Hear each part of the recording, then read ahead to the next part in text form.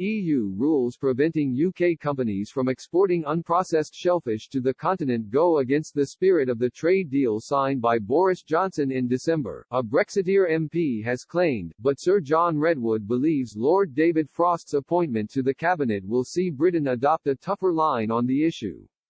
Meanwhile, Barry Dees, chief executive of the National Federation of Fishermen's Organisations (NFFO), has written to Environment Secretary George Eustice and Fisheries Minister Victoria Prentice to emphasise the pressure his industry is under since the UK's departure from the bloc. The problems for shellfish exporters stem from the fact that oysters, mussels, clams, cockles and scallops generally require purification in the EU before they can be distributed to supermarkets, restaurants and bars. The UK government had told exporters restrictions would end on April 21, when Brussels brought in new animal health legislation, but the EU Commission subsequently confirmed this was not the case.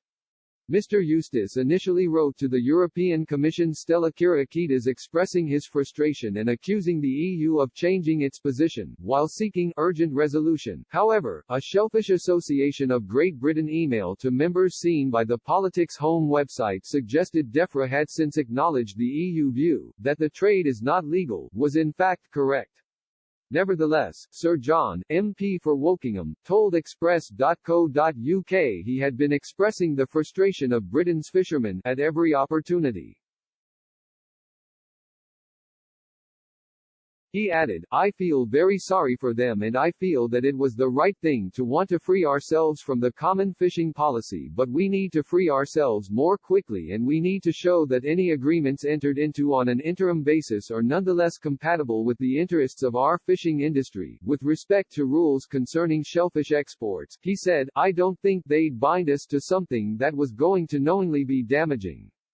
Indeed, the ministers have said that on the shellfish thing they thought they had an assurance that we carry on sending shellfish on the same basis, so there is a clear example. We've got to be a lot firmer in defense of our fishing interests and regulating our fishing grounds."